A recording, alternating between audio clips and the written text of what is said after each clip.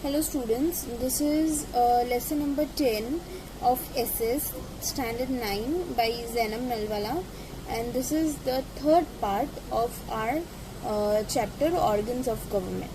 So in the last part we discussed about the qualifications of legislature, persons at legislatures, the governor, the members, and in this part we are going to discuss about the executive part at the center. So this is the most efficient and effective central organ of the government, that is the executive part.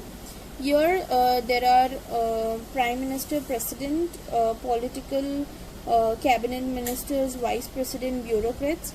The political and administrative executive officers and employees are in direct contact with the people, and the people get influenced by their work, so the executive implements the law framed by the legislature.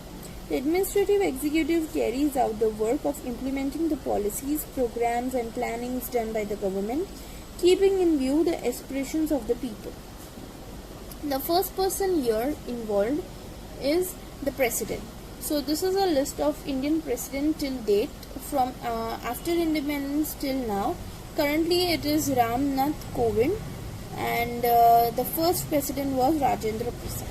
So what it all takes to be a president of India, that is the head of a nation and first citizen of the Republic of India, that is, its qualification is he has to be a citizen, he has to be of 30 years and of age and more, he should be qualified for the election of a member as a Lok Sabha, not only any office of profit under the government, but even at the state government or any local authority. He shall not be any member of either House of People or House of Legislature at any state. Okay, so when the president is in power, neither criminal case can be framed against him, nor an order of arrest or imprisonment can be issued. The next is his functions and powers. What does the president have a function to be taken care of? That is, he has the following procedures as shown here. He appoints a leader of the party who has gained the majority. The president has the power to declare war, cease the war or conclude treaties. He appoints the chairman of the Union Public Service Commission and ambassadors. Thus, vast authorized executive and administrative powers are vested in the president. He cannot dissolve the cabinet, though he is the head of the defense forces of the country. He can even dissolve the Lok Sabha if a president is satisfied that the security of India or any part of the territory is threatened by war or any external aggression or armed rebellion. Then he can declare a state of emergency. He can establish the president rule by dissolving the state cabinet ministry. He has vast executive powers, and though all the administration can be considered in the hands of a president, only and done in his name only. But in reality, it is always the Prime Minister who enjoys these powers. Let's move on to the next topic, that is the Vice President of India. So in the absence of President, Vice President works, and currently the Vice President of India is Venkaiah Naidu. Okay. The period of Vice President is of 5 years. He is the Vice President is the chairman of the Rajya Sabha. So in the first part we have already seen the chairman of the Rajya Sabha, and the president submits his resignation to the Vice President. Moving on, the third and the most important person is the Prime Minister. So till now these many Prime Ministers have been appointed in the independent Republic India, and the last one, the current one, is Narendra Modi. So what it takes to be a Prime Minister is, the qualifications are as such. They are actually the head of the majority achieved in the general elections. He or she have to be a citizen, have to be a member of either of the houses of parliament. If he or she is not, he must become the member within 6 months of appointment. Then leader of the majority party or anyone who enjoys a majority support in the Lok Sabha is then appointed as the Prime Minister.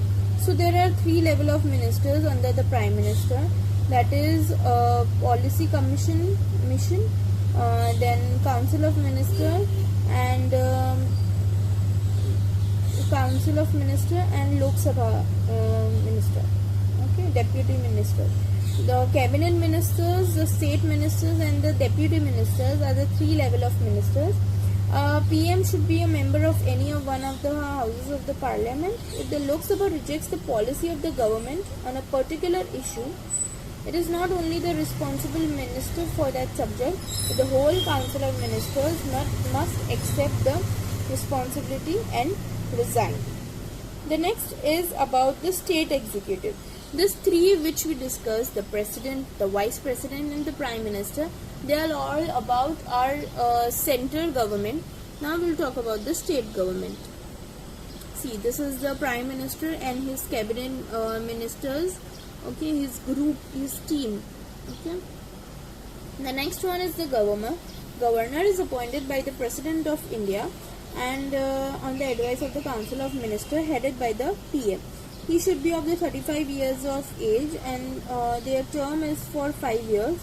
The pleasure of president can be removed from office even before the expiry of his term. So this is one of the benefits of being a president. He can do as he please. The governor is the constitution and the formal head of the state. He also appoints other members of the Council of Ministers on the advice of the Chief Minister. He is consulted by the President of India for the appointment of judges of the High Court. So the position of governor in a state is similar to that of the president at the center. His powers are actually same, and normally the governor of a state is ex officio chancellor of all the universities of the state. The governor can belong to any political party, but after assuming his post, he should perform his duties firmly and impartially. The next important personality is the Chief Minister. His qualification is citizen, 25 years of age, and should be a member of either of the houses of the state legislature. So a Chief Minister is appointed by the governor. The governor appoints a leader of the majority party as the Chief Minister. In Gujarat, the office of Chief Minister and the Cabinet Minister is situated in New Secretariat, Swarnim Sankul, Gandhinagar. The governor administers the oath of secrecy to the Chief Minister and the Council Minister orally, and thereafter they sign the same. So here there are four different types of state cabinet ministries, that is cabinet, state level, deputy level and parliamentary secretary. The Chief Minister distributes the portfolios to the cabinet ministers. He also presents the issue of policy making. The Chief Minister is a torch-bearer and pathfinder of the government policies regarding the growth of the state. So that's all for this. We'll move to the next part. In the next fourth chapter, fourth and the last part of 10th chapter. Thank you.